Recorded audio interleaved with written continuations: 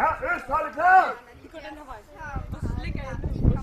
Ja, Østholdet klar! Er I klar, Vesthold? Ja! Nej, jeg spørger lige igen. Er vi klar? Ja! 3, 2, 1, sæt i gang!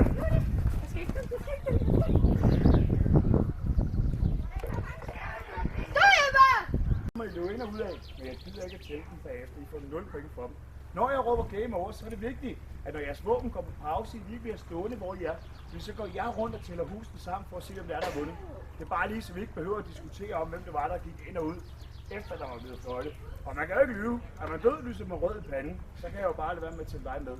Det hold, der har flest i 3 bygninger, det hold, der har vundet. Det er gerne nævnt, at Østholdet I fører 2-1. Så Vestholdet, vi skal bare have fart på nu her. Så inden I går, så tjekker lige jeres våben, står 3 ud af 3, nederst i lysen på vælge.